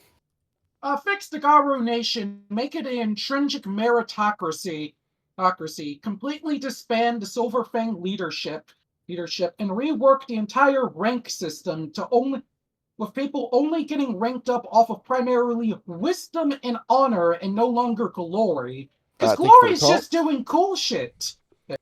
And away he goes. so fixing Silverfang leadership. Okay, is there any tribe that's got boots on the ground that could take over? The only one I get, I'm gonna be honest. I wouldn't trust the Shadow Lords as much as far as I could throw them. The Children of Gaia are really nice and good at cooperating, but are not good at fight. Because War you're seeing how leadership. weak democratic leadership is in America. I mean, now it is because, well, all of our leaders suck, and they're all on the island. They're trying to push Kamala Harris for 2028. Dog, she wasn't there the first time. What makes you think she's going to be here for the second? I don't know. It's no all one gave a. It's all the boomers just conglomerating the power for themselves, just like we said the vampires don't have a better candidate. Oh, nobody does because they need to get people that are in the club. And the club who are fucking compromised now. Yep, and I love it. And now the Democratic Party wants to care about states' rights. Okay, states' rights to what? No, they don't. They really don't. By this point, it's just lip service. By this point, it always has been. Anyhow. So you can't trust the green part of the political compass. So No. Fianna, maybe. Me personally, I wouldn't be opposed, but nobody else would respect them anyway. So even if they were, that would light a rocket up their asses and get them to the place where they need to be to actually start making progress. I think it would, in all honesty. But I honestly believe that the Fianna, if they were forced into that position, they would actually do a pretty solid job of it. Like they already have a very strong leadership. The taking care of the family is a big aspect of their culture. So they wrote down all the rights, they wrote down all the history. Exactly. They would know all the things, be able to distribute that, create basically a base education for Garou, and further still, actually and I feel like the Fianna would be more of a delegation because that's how Stag operates. It's it's like you don't call me, I call you. And so we have the corporate meeting at the first of the month. I just dropped a stack of paperwork on the desk, I give everybody their projects, I leave. Yep. And it's like, and that sort of you have this one job that we know that you know how to do. Make sure that this job gets done by the first of the year, by the first of this month next year. If you don't, let us know. If you don't, we'll know. We'll call you and ask what's going on. With the Gav Fenris, we saw how well their leadership went the first time. Oh, well, great. Just phenomenal. Nobody's going to trust them again. No. They had a window and they bombed horribly. They are good attack dogs, that's it. We have a better Gav Fenris today than we did in the past, but the sins of the father really are weighing down the son. Without a doubt, yes. When it comes to them. If you want a short-term option, the Glassworkers would be a better leader. They'd be good to granted, get... Go ahead. You would make rapid progress in a very short amount of time with the Glassworkers as leaders. But that also leads to the issue of the Weaver. Oh, without a doubt. 100%. Where focusing too much on technology is going to be a massive hamper on you. Yep. Because, Kyle, did you watch Batman Beyond? I actually didn't, no. Now, the whole thing is like it's Batman's successor, Terry McGinnis, who's got this Batman super suit, and which is basically what Batman's suit is today in modern movies and comics. It's the only way we can win. It really does point out just how Terry is weaker than Bruce in every way, because Bruce spent years and years and years building up all these different techniques for himself, to where he is completely unmatched in physical combat. You get in a fist fight with Batman, you will lose. That's not the case with Terry McGinnis, who's the best he knows is he did wrestling in school. Yep. That's his training. It's the series really does point out just how dependent and reliant he is on the suit and his own intelligence. If he's in a situation where he can't use either of those, he's screwed. I mean, that's the same thing with Iron Man is, when he's out of the suit, I mean, sure, he's really smart and he can build stuff, but he's not any good in a fight. And that's going to be the issue with the Glassworkers, because how many Glassworker gifts depend on electricity? A majority of them, matter of fact. Almost all of them. I think the ideal thing would be to use the Glasswalkers to get organized and then have the Fianna delegate the tasks. Because you need to call in the Glassworkers to do a very quick gangbuster war operation, and then get them out of power as soon as that operation is done. Yep, it's like, okay, we're done. Dictatorium time is over. Let's reorganize. And the last radical idea I have would be the Silent Striders. Really? Because just due to Elon Musk approach of my Tesla factory is now my home. You can't really settle down with the Sun Strider, just have them walk around, be leaders, actually managing this shit, because with them being the mailmen of the Garou Nation, how much do they know? A lot. That's their A job lot. is to And know. the owl is the totem, the spirit of wisdom itself, who had tea with Raven before the sun rose into the sky. Yes. That's a lot of information that the Sun Striders have.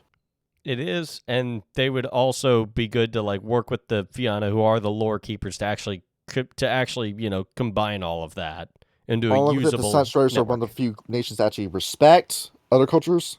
Without a doubt, yeah. Yeah. Because that's how you get So- information. Because it'll be a radical shake-up. I don't think the Sun Striders are necessarily ready to lead, but they could. No, It'd be a not good yet. idea. Because, and along with that, with the reformist too with Surfangs, at the same time, you can get new leaders in, but you still have the Garou Nation to look at, and that's still a system that your forefathers made, and just changing leadership isn't necessarily going to solve the problem now, is it? No, it is not. A lot of the problems are very, very deep-seated. But Because after all, yeah. Jonas Albrecht couldn't do it.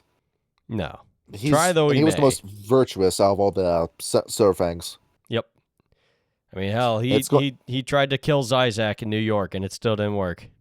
And he died for his efforts. Yep.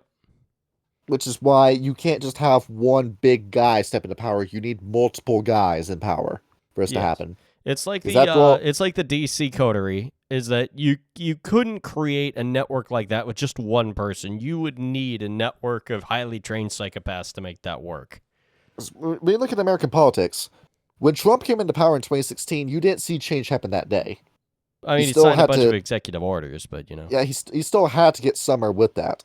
And at the same time with Joe Biden, we saw a massive change immediately, but that's because Joe had a lot of people behind him that were Mhm. ready to make those changes in the World Economic Forum. Oh yeah. That's what we saw. So no, there is no such thing as the one man who makes all the decisions. You got I don't know, actually have a system prepared for all this shit. Yeah, it's like you need to know people that know things in order to get them done in an efficient way. See, we got another guy on the line. Obsidian Snuggles, you're on the Bonercast. I'm Hey. sorry. Yeah, you've been brought into the call. Yes, we have kidnapped you, and we're going to force you to answer questions about the Garou. What can be done to fix the Garou Nation? Bring back the Apis. That's Uh, my answer. And Bring back the Apis. yeah, just watch as it immediately drives the Silver Fangs through the roof. It'll Whatever. be great. Well, there we go. Thank you for the Heck. call. And there it goes. This is the best feature ever, man. I like doing that. Bring back the Apis. Would you like a Minotaur in your life? I think they would be great. Would you like the cum sponge of the Children of Gaia to come back? Nah, I'm not going to describe them like that, but, you know. That's what they were. For the children of Gaia, yeah, but I imagine for the Well, Getaferus no, would it's look... more like the Children of Gaia with a sponge. Well, The other way yeah. around. I feel like the Getaferus would look at an Opus and go, I could fight that. Oh yeah. How many Getaferus are disappointed that they couldn't fight Asterion? Probably all of them. You Just know, getting ready for this. We find a way to boost the revival of a lost tribe, because after all, the progenitors already done this. yeah. We have Bunyip made by the progenitors. Yep. Walking around. So what you would And- need to do is you would need to have like a team infiltrate a progenitor front, kidnap a scientist, and like basically strap him down to a chair with a cattle prod and a tire iron, and go, okay, egghead, you recreated a tribe that fell centuries ago. We need to bring them back. Tell us everything you know, or we're going to sap you in the balls with a cattle prod. And after all, the Children of Gaia already did that once with Cernunos. He brought back 10 Apis kids. Now, granted, his equipment was tainted by the worm, which is why the kids came back fucked up like Chucky, and then they killed him and ate him. But, I don't know, maybe purify your fucking tools and your samples, and then you can bring back a tribe. Yeah, yeah. We get a two-man operation between the Glassworkers and the Children of Gaia that then go in, get this Apis changing seed back, and then make the Cabbage Patch Kid breed back all over again. Yes, indeed. I think it'd be good. Hell, you could probably do that for the Croatan as well. Well, actually, I don't know if you can. They're all technically in Malpheus because they had to use themselves to seal the Calamity Worm. Yeah, they formed a giant barrier that's like blocking and pushing down the consumption worm. So they gotta stick around there for a while, but Yep. nothing stopping you from doing that. It's just, it's the Weaver. Oh, it's the Weaver. Okay, well, suck it up. I mean, Do it anyway. we don't have much of a choice. If we're, it's kind of all or nothing at this point.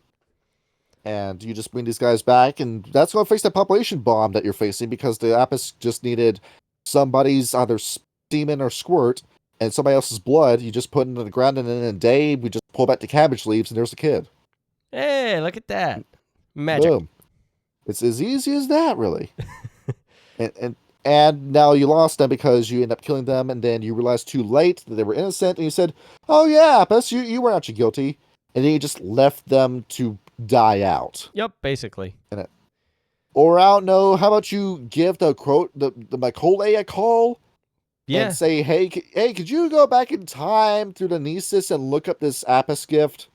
You would need to get a Silent Strider in order to do that, but wasn't that like one of the apocalypse scenarios? Yeah, that's one of them, but they go in and like find a rights that like fixes the balance worm. But instead of, I don't know, going that drastic and waiting that long for it to happen, just go back into the memory time sphere, whatever the fuck you might call it, Nesis, and just figure out how the fuck to do that right. I mean, yeah, it makes sense. Or hell, there's go back an easier way to do this. Or hell, you could go back in time and like realize, hey, no, it was the spirals that killed that Garou. You guys don't need to start the War of Rage, and then everything fixes itself magically. Behold, as you now suffer from 10 points of apocalypse, and you aren't even a mage. Guess what? We found the MacGuffin. And it will result in all of you vanishing, and then we live in another world, in the time stream, where unless you have some sort of like paradox spirit that you made a pact with, you're going to vanish from existence. And you know what? It will be a sacrifice that we are willing to take in order to make sure that the Earth stays in perpetual balance. There's also another group that you could call to learn this ritual. Ratkin. Really? Yes, because of the blood memory. Oh, yeah, that's right. Shit. Yeah, everything that Rat remembers and Rat saw, all of his children also know. And everything Rat's children saw is also in the blood memory as well. Well, the only problem with that is that the rat kid can't form a coherent sentence on a good day. You just gotta phone up the Ratkin. As it turns out, the Ratkin are your salvation. That honestly would be the biggest, that would be just the biggest oxymoron in the world of darkness. The Ratkin would be dancing in the streets. It'll be the best day ever for them. They're like, if that happened. Garou admit they suck, let's go! There it is. We're gonna have a big button that says "I was right" put on my chest. They're never gonna let that go. But also something to worry about. Little flag The Ratkin's unfurls and demands. confetti comes down with balloons and shit. But just what would the Ratkin demand for that? Oh, to be in charge of the Earth and to like go and kill millions of people completely unimpeded. There's going Obviously. to be a massive human cost in it. Oh yeah, definitely. No, if you're the Shadow Lords, I don't think you would necessarily care now, do you? No, the Shadow Lords don't give a fuck about anybody. As long as your Slavic OnlyFans girl survives, she'll be fine. Yep. You gotta look up these Slavic women every once in a while. Storm's sitting in his office on his phone with the door locked, his hand in his pants. Fuck. Yep. While I get my next thought in mind, you remember like 9 Day Fiance Georgia and Nisa? Wait. Sorry, Anfisa. Was that? The marijuana salesman dating the East European girl? I don't remember. The only one I remember was Big Ed, the mayonnaise hair guy. Oh, the most embarrassing shit you've ever seen in your I life. feel bad for that dude. Well, he lied out of his ass, so don't feel too bad about him. Well, yeah, that's true. Yeah, that one with like Georgia and Fisa where they're going, so you're dating me just because I buy you things? And she just like looks off to the side like this is a real question. She goes, yes. You see, most women just lie and tell you they love you and just take your money. No, she's up front with it. I mean, at least she's honest. That's more than a lot of people nowadays. Yeah, I'll find the honest gold digger. Let's see. Let's drag you down. King, you're on the phone. All right, welcome to the call, Greed. Greedy, you alive? Hey, what's up, dude? You've been dragged into the Shadow Realm. Now, Greed, we're talking about how much the Garou Nation sucks. What you do to fix it? What you thinking about? He ain't gonna say nothing. No, he's busy cooking buffalo chicken dip. He ain't gonna say nothing. We offended him. Yeah, we did. We tore him away from his home. He's our. And he muted himself. He muted himself out of spite. Is. Back to Earth Realm with you. We could take somebody from the game chat. Let's get Adam. Yeah, let's go. let's go. We'll steal Adam. There is. We're going to steal Adam away. You've been abducted, Adam. Ah, We're is talking it about how 'cause much we you get. mentioned? Can you guys hear me? Yeah, we hear you now. Could not, and now we can. All right. Well, Adam. But back to the game room with you. All right. Well, now Greed, you have an idea. Now be silent again. Goodness gracious! Greed needs Nah, to fix his he- microphone. He's wasting our time. There he goes. This isn't going good at all. Yeah, it is. We have a call center on the podcast, but the call doesn't necessarily work. I looked up the Garou Nation, and behold, it's my thumbnail that's in Google's results. Yep. It's my It's a good my feeling. thumbnail, bitch. As I run these streets now, bitch. You've got the You algorithm called on it. your side. You've appeased the digital eye. We only people are bumping this game in 2026 now that actually have respect for it. Yep. I start singing "Electric Guy" by Judas Priest or something like that. Now thinking about other ways to fix Garou Nation. Along with this too, I think it really would just be, eat crow and stop some of these practices that have just been tearing up and killing your tribe for years and years. Like, I don't know, quit putting so much respect and value on the Garou Nation. Oh yeah, absolutely. Because I think if you were to go for a more, I'm going to say the word, Confederate approach, where you just let the tribes do their own thing. Yep. Put less of an importance on the Garou Nation and focus more on the tribe first, the Garou Nation second as a soft alliance. You'd have a better way of stopping apocalypse. Yes and 'Cause after no. all, Go ahead. a lot of these tribes do get in each other's way when it comes to this. Yeah, but wouldn't making a confederacy instead of a direct, nation sort of hamper that? Because then, if they're allowed to act independently without any sort of governing body in order to keep them, under a specific code set like the litany, I mean, you would start seeing all kinds of cracks start to show. Something needs Well, they already to. do that. They already do that. I mean, yeah, As well as the last time the Black Furies give a fuck about anything the Confederates had to say. that's very true. We have a write-in from Greed instead. I would make the Surfangs leadership of just reform the Surfangs. Well, not Right. just that. It's like start from the top and work your way down. Is that, take the Silver Fangs, get the Silver Fangs back in order. Stop making them so obsessed with the whole bloodline bullshit because it doesn't work. And now you're inbred and then you're going insane. And then Well, I work your think way it's more like a down from there. generational issue with the Surfangs that if there was a time to fix this issue, it's long past. I mean, yeah, That's but why. also change starts at the top, especially in something as rigid as the Garou Nation. We get Falcon the fuck out of here. Just take Luna as your totem. Yeah, definitely. I mean, you're the As easy Silver as that- Fangs. Just take Luna. Cut out the middleman. That's Yeah. all you gotta do. Granted, You got Luna, Falcon Luna on your isn't- shoulder. Well, I mean, She's an insane bitch, but she's got all the powers you need. yeah, basically. As after all, taking her as your totem, maybe she'll forgive you for what you did with Helios. Yeah, I think that'd be good. But after all, with the Confederacy idea, how much do the Shadow Lords get in the way of the other tribes? They try to undercut literally everybody. Yes, especially the Bonars that they're trying to mind control. Yes, that's happening in Moldova. That was brought up in Korax, I think, 2nd edition? Yeah, it was in the Corex book, yes. Yep. Because after all, if we get the Shadow Lords out, back the fuck off, and that the other tribes can handle the Shadow Lords in their own way. Now, granted, a civil war could break out from that. But if that gets the Shadow Lords to take it down a fucking notch, and the Shadow Lords too, the Surfangs and Shadow Lords, Yep. I think we need to just Yeah. unify the Garou against the common enemy that is the Shadow Lords and the Silver Fangs. by this point, considering that both these people have been dragging you down for years and years, but it also does lead to an issue of the lunatics leaving the asylum. Because how much would that embolden the Children of Gaia? I don't know if it would or not. I mean, like, their whole thing is the unification of the Garou, but the only problem is that they don't have a coherent plan on how to do so. And I'm also envisioning what their leadership would look like, and it's the kind of shit that we're getting in Minneapolis today. It's the kind of shit that we're getting in Los Angeles today. It's just all a bunch of bullshit where they just pay lip service to everybody and they don't actually do anything. Your autonomous zone isn't really doing anything. You're just killing kids, and that's it. Basically. Again, this So is why I like the idea of like the three-way leadership between the Fianna, the Silent Striders, and the Glasswalkers. You get something more like a union going on here. So use it just instead of a confederacy, we go down something like an oligarchy system. Basically, yeah, it's like you have a representative from each of the tribes of the Garou. They all put in their 2 cents, and then they come to a consensus.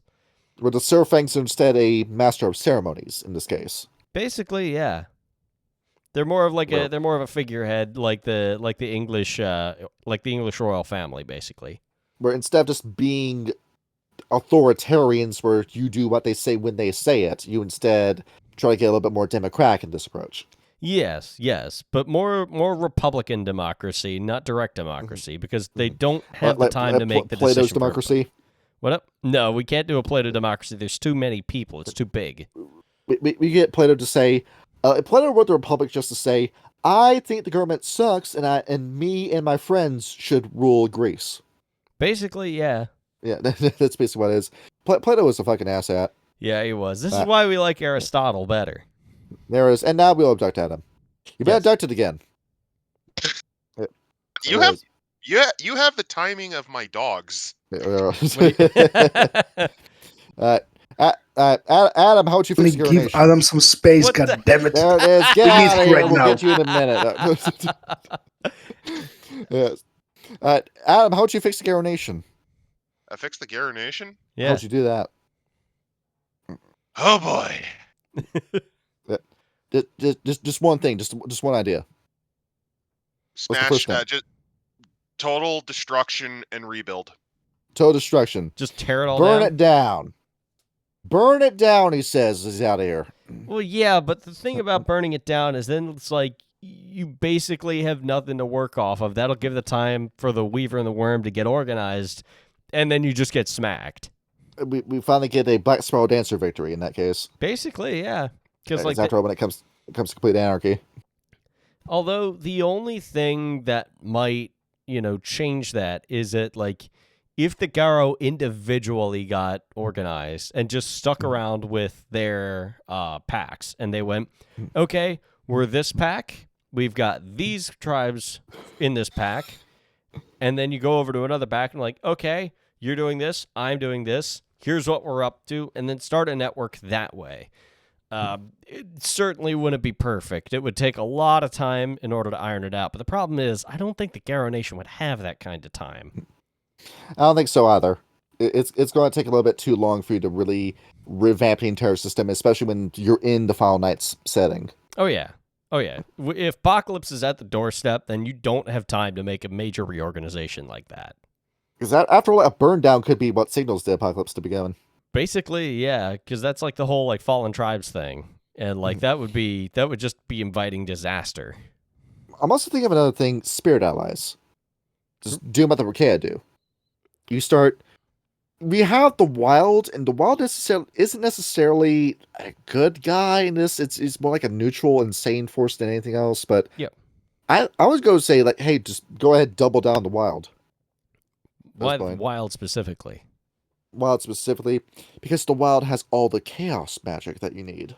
That's true, and I mean, like, chaos can sometimes prevent death and decay, which would nullify the worm, and then it also destroys any existing power structure and forces things to iteratively improve, which would nullify the Weaver.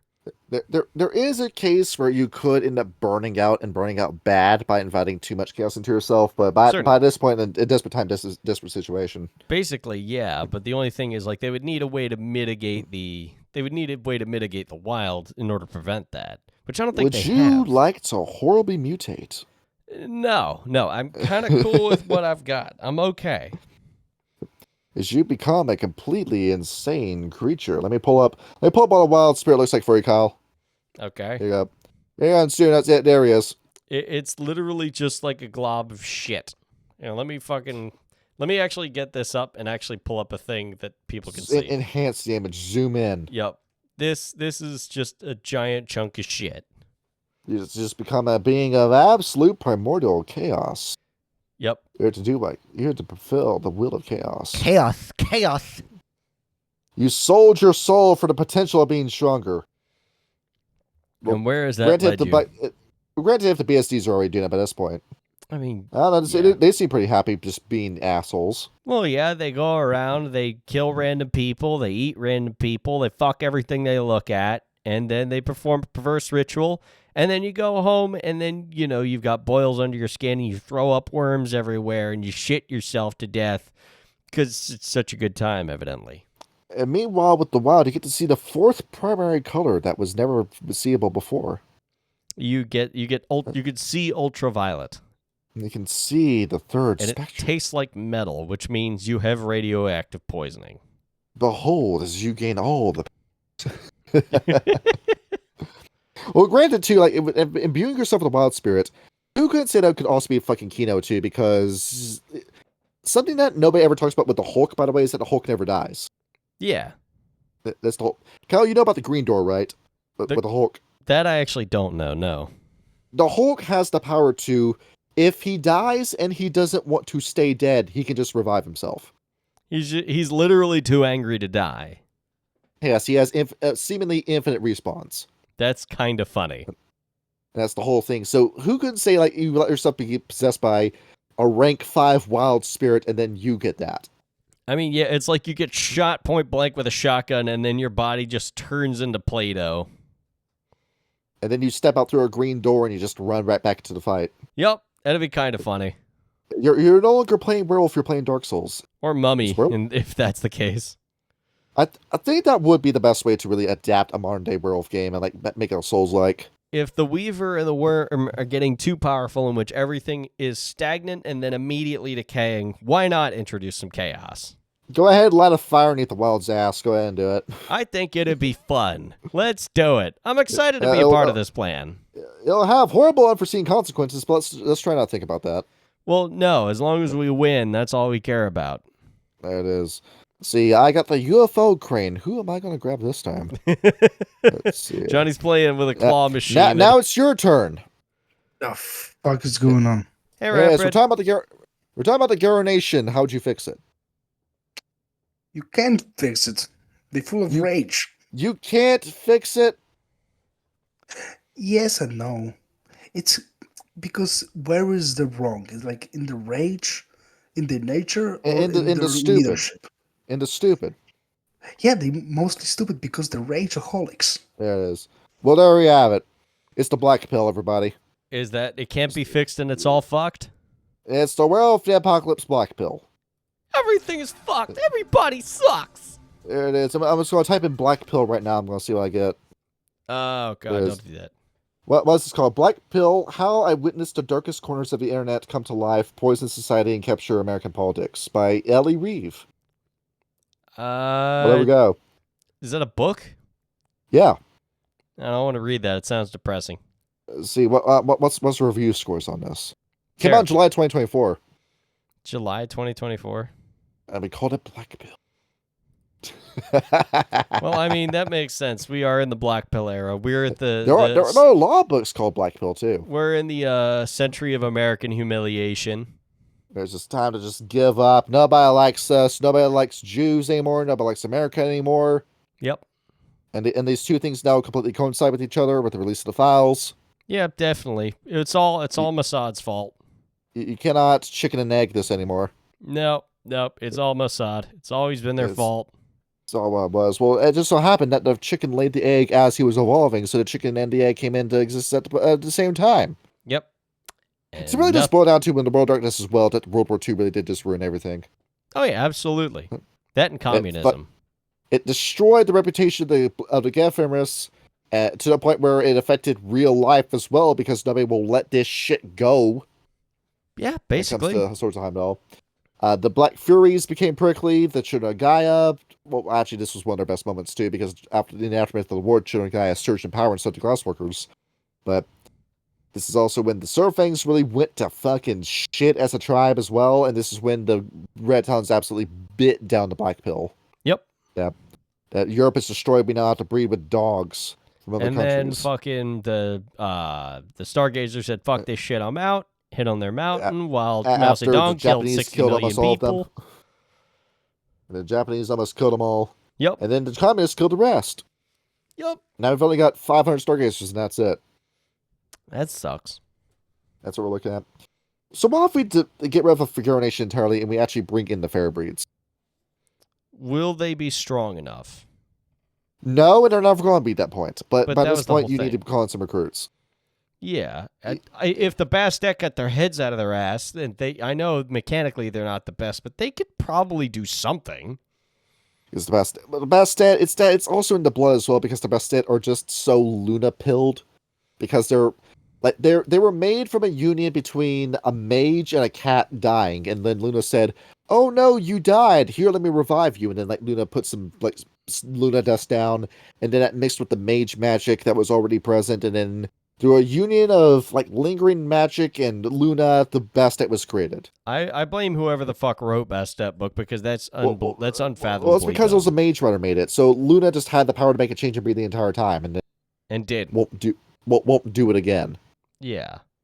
But she made the Kitsune, which again doesn't make a whole lot of sense. Well, that was Gaia's project on the Kitsune. Oh, okay. You're going to be Gaia's chosen people, and then it never took off. No, it didn't. That's the plot point.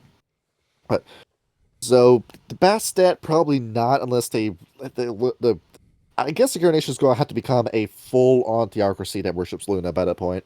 It would be the only other thing that'll work, or the Wild if we wanted to go. Yeah, you're going to have to put Luna above Gaia, which I don't think some of these tropes want to do. Probably not. No, I mean that would kind of defeat the purpose of the Child of Gaia. So the Anunnaki kind of have their own projects they're thinking about. They're still working on solving Gehenna, so. And they don't want to be involved with the Garou Nation by their own laws, but they will work with them from time to time. What also doesn't help that, if a Garou sees a spider, they immediately think Weaver and then tear it in half. Even though there's entire Wild and Worm cast. Yep. That's right.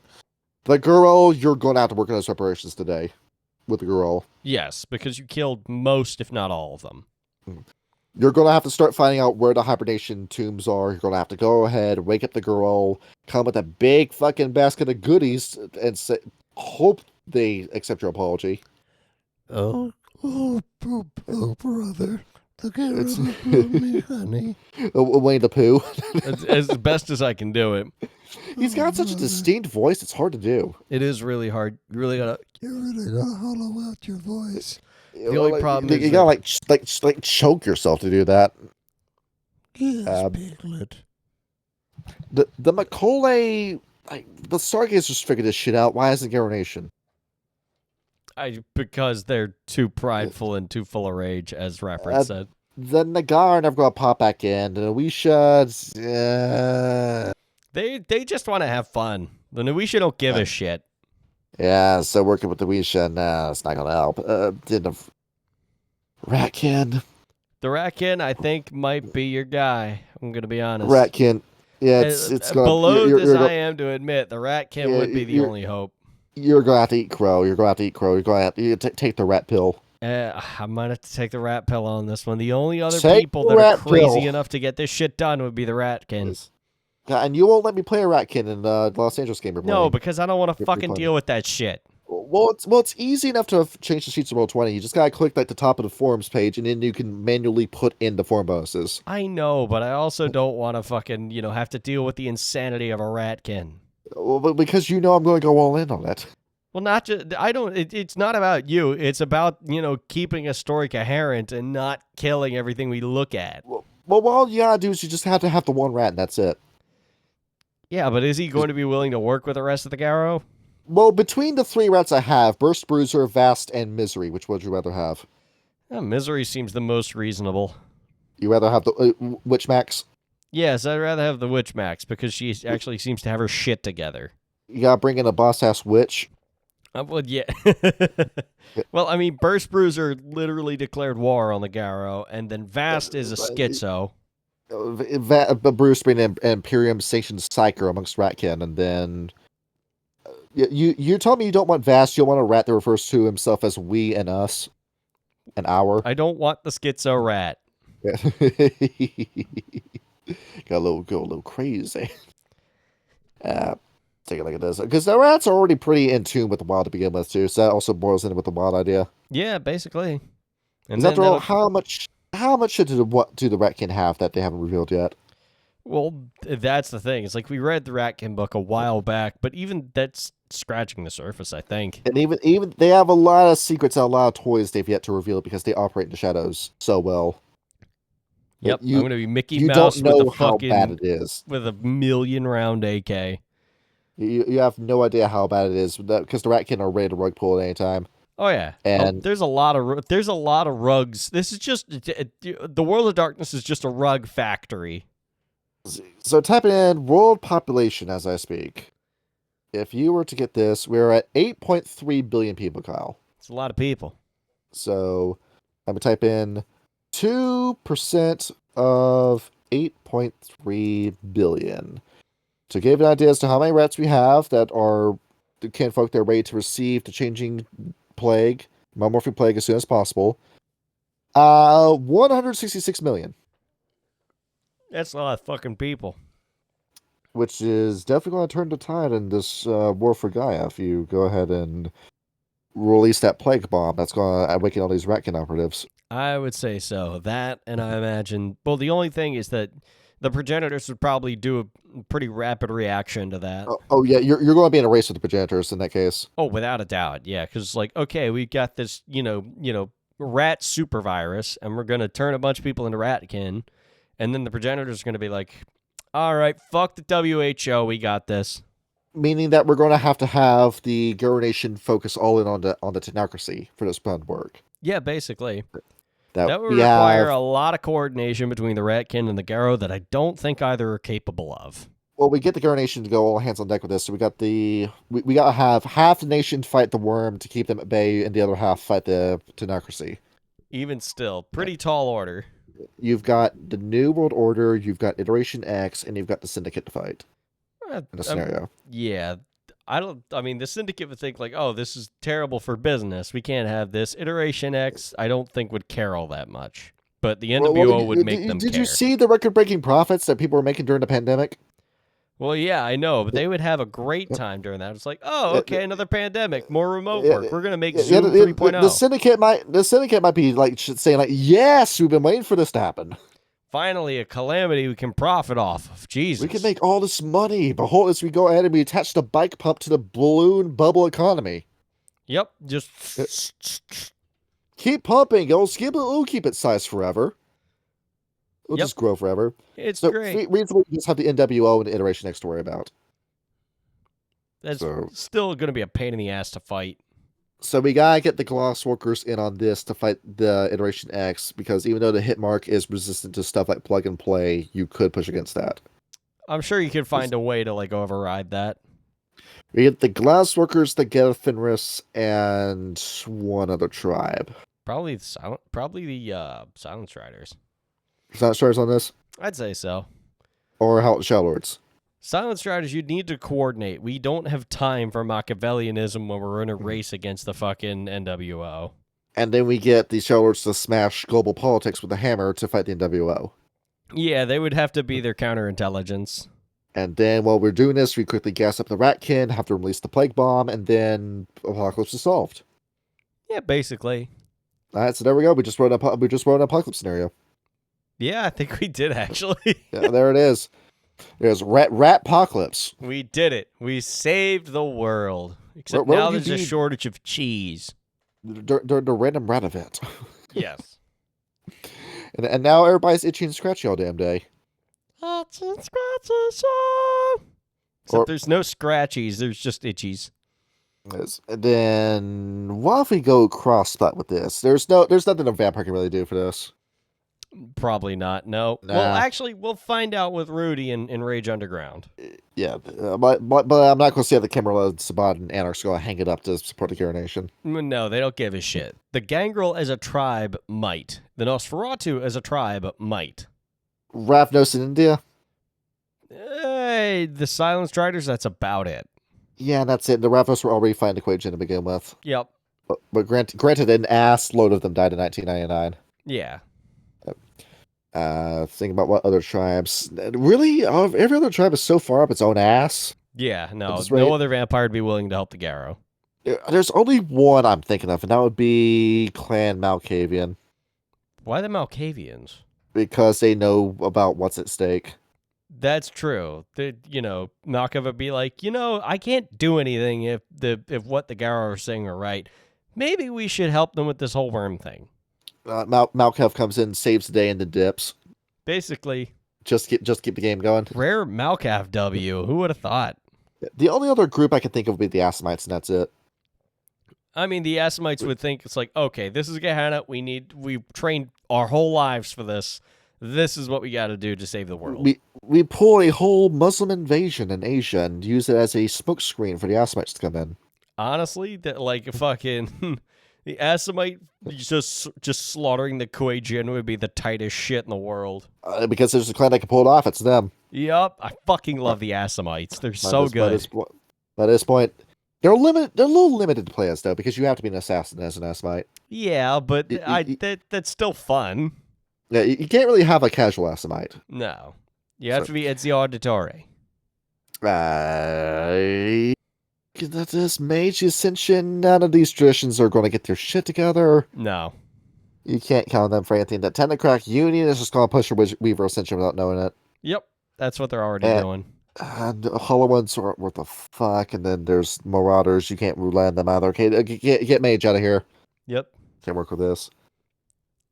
That changes to Dreaming, you're technically fighting the same antagonist at the end of the day. Yeah, so, I mean, you already have if the Fianna supposedly were to go into a leadership position and be able to patch up the relations that they have currently with the Changelings, they would be able to double the size of their forces effectively and go. But if you went into a whole war economy, like a culture with Changing and Dreaming, you'd rapidly empower the Unseelie Court in doing that. That's true, and it may also inflict a lot of banality as well. And a lot of power into Shadow Court's hands as well, and a lot of Thalane being created. Yeah, so it'd be a double-edged sword. It's like, yeah, you'd have all this ridiculous power, but it would also incredibly destabilize Arcadia. Yeah, you would solve a problem, but then you'd end up replacing that with another problem that would need to be solved in a way that's very delicate and nuanced, because you don't want every changeling to die, because if they go away, then human creativity goes with them. Yes, exactly. So, could happen, might be even more trouble than it's worth. Wraith the Oblivion. How about we just copy what the Clan Giovanni's doing, and we just go around with Santa's big bag and scoop up all these wraiths and get them to conscript them into fight? And instead of going into the Soul Forge, they go into all the fetish weapons. That works, though. That actually does work. It does. And it does not cost Gnosis to just need to know and habit. It's basically what happens in the Spelljammer game we played, where we traded a bunch of...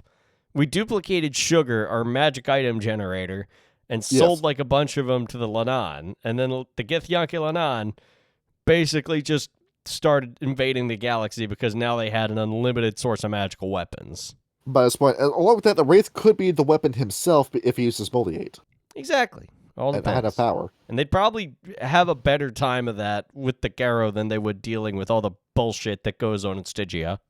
It is going to double the workload of the Silent Destroyers already. It's going to be a neck-breakingly difficult because you're already dealing with Wraiths as is, and the more Wraiths you get in one area, the more Spectres you end up attracting as well. Yeah, exactly. And then, who knows, with the Spectres, the Worm would find a new ally. You'd need to get some other tribes to pick up the slack as well. Oh, absolutely. Think about this. Black Furies? Maybe. I don't know. Given that the Fianna already deal with the fairies, they might be well equipped to deal with wraiths well to an extent. Some good stories. Children of Gaia. Well, the Children of Gaia might end up losing the plot, and they just try to get these guys to ascend instead. Oh, absolutely. It'd feel too much for their subjects they're dealing with. Yes. Bonars already kind of interact with wraiths, and they're already on like a big no. Yeah, they're freaked out by wraiths. I can't blame them. Gareth Fenris will a whole life after death. He died. If I do bring him back into a war, he lived. He died. He lives again. We have an entire Gareth Fenris camp related to wraiths. That would honestly be awesome. And their whole thing is wraith forging. The Red Talons are already on the ball about this. Are they? Yeah, the Alaska Cairn. Oh yeah, it's true. Their cairn is haunted. They kill a shitload of people. You could end up creating a bunch of specters instead, but you're making wraiths. You're doing it. Well, yeah. just because they haven't been caught by the Maelstrom yet. And Shadow Lords, oh hell yeah, the Shadow Lords would do that. If the Yeah. Shadow Lords were that quick to get in bed with the camera left, they would definitely do that with Stygia. Well, yeah, because imagine how many secrets ghosts have. These fucking guys made a pact with not just the Nektuku, but the Amici Noctis as well. Yeah, they do not give a fuck. Now, if it powers the Shadow Lords, they will do it. That's why I will say, though, Vancouver is a W on the Shadow Lords, I will admit. There's also a tactic you could do of just massively rapidly imbuing people, where they're god-focused hunters. They're not going to work with the Garou Nation, but if you get more of them generated and you try being like the carrot on the stick and directing them towards the forces of the worm. Oh, yeah. Getting that fixed. That would be interesting, in all honesty. And they're like, oh, there's werewolves in the neighborhood, and then you go to shoot a werewolf, and then, a first team member tries to kill both of you. You wind up fighting the first team, and you're like, so wait a minute. I was supposed to kill you, but who is that guy also killing you? Because that wasn't a hunter. And they're like, or you get you get the werewolf to very quickly flee the scene after the job is done. Yep. Just go in, do your damage, and then get out. Or they they break open the doors to like a 7th generation hideout, and then they go down there, and it's like discovering the cult in Mafia 3, and then you have to do all that shit. I've been playing Mafia 3 a lot, and I did that DLC, and I'm like, this is fucked. You put yourself through Mafia 3, you sadist? You masochist? I don't mind that game. You enjoyed killing the same man 40 times? Kinda, yeah, because I get to do it while I'm driving a fucking 69 Pontiac and blasting Steppenwolf. I don't mind. While you rapidly empower the Irish mob. Yes, it's all the things I love. Because the Black Mob died at the beginning of the game. Well, you're the Black Mob now. Well, you're all that's left of the Black Mob, but it's just 2 people. Not necessarily. You've got the you've got Bayou Fanton. That's the Haitians, and the Haitians are fucking crazy. Well, I mean, they're better now that you're in charge of them. It's in the blood. Well, that, and you've also got the Tony Soprano. You've got the Black Power movement that you help kill a bunch of clan members in. Right, I forgot about that shit. Sinclair Parish. Right. That was fun.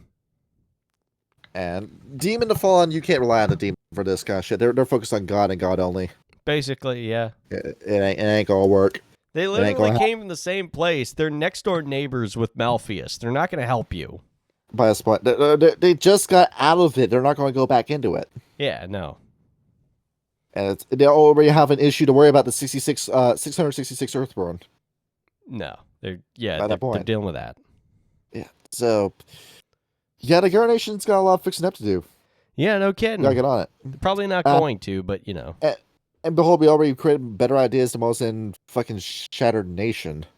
Yeah, I honestly forgot that book. I memory hold it. Nobody's listened to anything they got to say. Should we do at the end of the episode this is the end of the episode now, like a 12-minute review of Succubus Club? Of Succubus Club?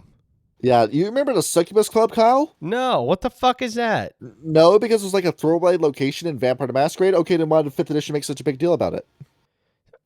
I don't know, because it was in Vampire the Masquerade Bloodlines, and they wanted to try and win back the old fans with a familiar location. It's live from Club Succubus. We have a vampire. This guy's like pepperoni nipple hanging out of his open leather jacket. What the fuck are you talking about? All these like shitty. This is a real book.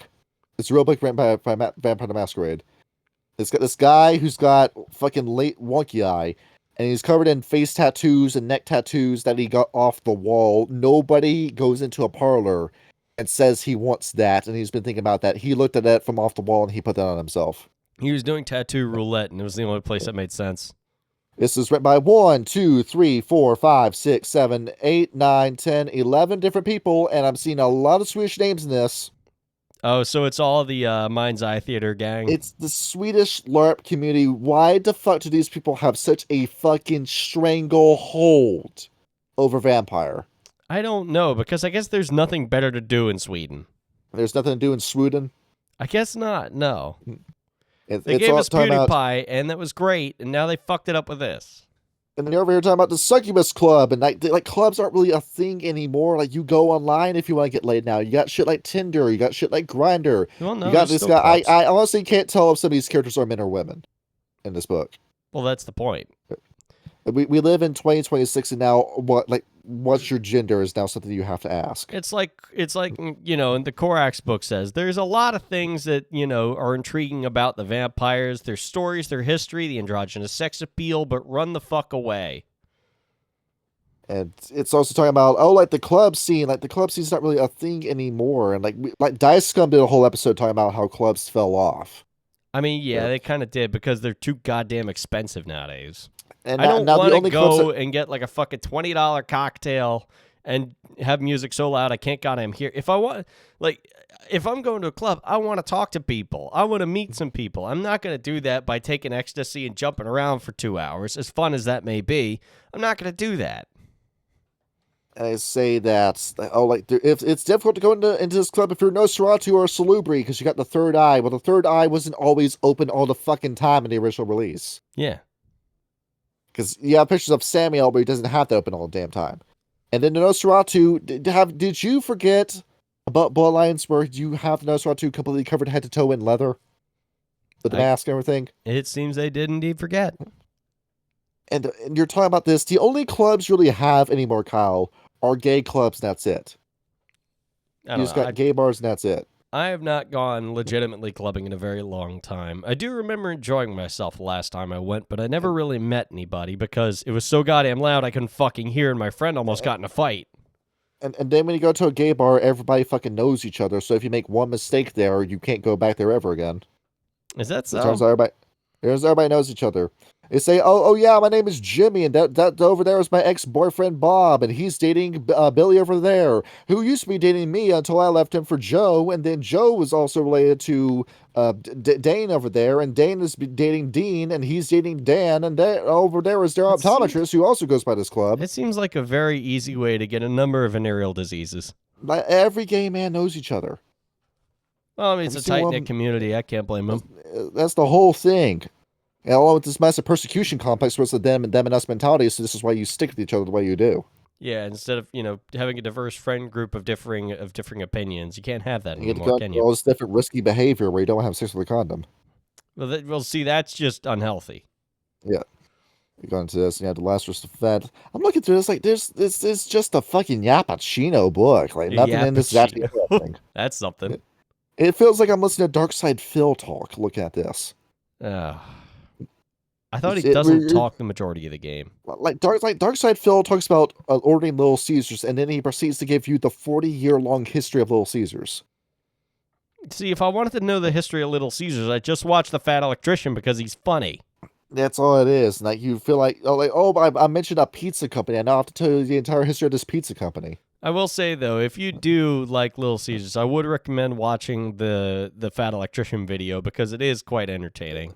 Yeah, like the people who are talking about these fucking clubs don't even know how the business is. I don't know, maybe like, I don't know, interview somebody who used to work at a club and find out how the business is supposed to work, or just ask fucking ChatGPT or Grok this shit. I would rather just talk to people that work at clubs because, like, I talked to a dude that ran a bar in Baltimore when I was at a show, and it was just interesting to talk to him. Like, I didn't go to that bar very often because, like, I don't go to Baltimore very often for obvious reasons, but, you know. This book's going, there's backlights, and there's a rotating bar, and there's a dance floor. Honestly, like, rotating bar sounds like wait, hang on, what do they mean by well, it's just listing off shit that's in the bar, and then it says, the succubus it has this, and then, okay, it's there. So what is why the significance do you have of an entire it? book dedicated to one fucking location? Yeah, no, that's just ridiculous. You could have gone down like a Karen's Place of Power approach, where it's like we have multiple Haven examples for a game that would have been a better use of your time. Yeah, it's like the fucking hotel in Vampire the Masquerade Swan Song. And I know that game is far from perfect, but it's at the very least it respects the lore better than any other. It's a kiss goodbye to good Vampire Vampire Masquerade shit. games. Now we got this fucking schlock. Now we got this shit. Yeah. You got Bloodlines, you got Swan Song, that's it. I'm looking at this. Dog, this is fucking nothing. I'm looking at this. I'm trying like, is there anything to talk about in this? And I'm just, like, I don't know. I don't have the book on me right now, so I'm flipping through it as I speak, and I'm thinking Adam, but how did you actually how do they get stretch enough out a content? whole video about this? Yeah, you went on for 3 hours about this. Well, because probably they were pissed off about it, reasonably That's, so. that's what it is. Like, Adam is fed off of a diet of rage and anger. That's probably why you and him get along so well. It is. He understands A-Log and Kyle. Why don't you? Because I'm a sweet, cuddly, and adorable individual. Let's talk about this. Okay, so that's our review Sickness Club. It's why the fuck does this shit exist? It about sums it up. Nice. So why did you make? You could have done anything else with your time, and then you made this. Well, because they had nothing else to do. They had to justify their phony baloney jobs. Yeah, I swear to you, there's so much embezzlement when it comes to TTRPGs. Because why has there not been a single book from V5 that's not Kickstarter crowdfunded? Because they can't get the money to do it otherwise, so they got to bot that Because you shit. don't make any profit off of that, so you demand to be paid for your goal on these sales up front. You have these whales that will give you this money, and then you release a book that no one buys. Kickstarter and its consequences have been devastating to the human race. But you live in a world where people give you money and you give them nothing in return. Yeah, man, I should find a job where I don't have to do nothing. You get to be like John Crick-Falusi, where you make cans without labels, and then you wait 13 years before you make Gun to Promise, and it's a big piece of shit you release. Yep, sounds like a great idea. But yeah, like 5 minutes to burn. Adam showed me a new cow to heal A-Logs. It's called Cooking with Jack. Oh, God, no, not Cooking with Jack. Holy shit. Oh, you know about this person. Oh, I know about this motherfucker. He's insane. Did you see his Solid Night video? He has pica, I swear to God. He has pica, and he's got a paralyzed arm. Well, yeah, because he just eats shit that you shouldn't be able to eat. Did you enjoy his tomato salad, which is just tomatoes diced into eighths and then soaked in 1 cup of oil, 2 cups of water, salt, pepper, and oregano just poured on top of it, and then it's done? Oh my God! I saw his. Not a salad. It's not salad. No, it's not. It's just a crock. Speaking of crocs, did you see his fucking chili off video? Oh yeah. He joined his local chili church group, and he had a fucking brisket that he'd smoked and then left in the fridge for like a year and a half. It was white. It had shit living in it. Bring out this rotten chili. Yeah, and he did. And he put it in the fucking chili he was making. And then he went over to the woman that was running the whole, contest. And he was like, so is there like a judge stand, or is like the people vote on it? How do I know the people aren't going to cheat? She's like, not if I'm in charge of it, they won't. And then he has like this whole like melancholy, this whole fucking mopey shit at the end of it. It's like, well, I don't think it was going to be professionally judged, so I don't think it's a good contest. We're just going to go. And I'm like, this is bullshit. Behold, we now have a massive waste of time for a video. Yeah, fuck Jack. He sucks, and he abused his son. I'm looking up tomato salads too. There's supposed to be cheese in this. Like some of these have onions in them, some of them have parsley in them.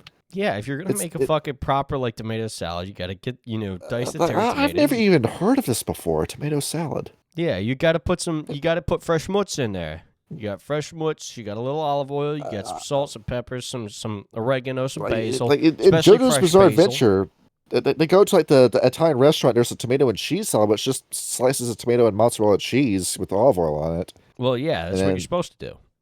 And then that's it, really. And then I'm looking at this. This is just tomatoes with you just sprinkled oregano on this and put oil on it. That's it.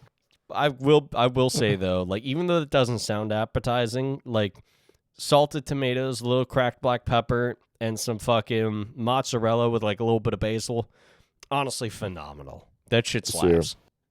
Sear, let's do this. Hey, he's been abducted. Yeah, goddamn. You had to get one more in before the end of the video. Yeah, one more in. Oh, no. Oh, wait, did he leave? I think he left. He ran through my fingers like sand. Oh, he didn't want to be. What are they even? They're playing. Oh, well, you want to find out? I don't know. Do you want to hop in there and end the video? I'll hop you in. Hey, we're bothering you for the end of the video. Say goodbye to everybody. Something's going on here. There's a crime going on. I can smell it. What the fuck? Oh, fuck you. Kyle. Yeah, what's up? Everybody. Kyle. There's enjoy it, Metro. This is your one and only episode.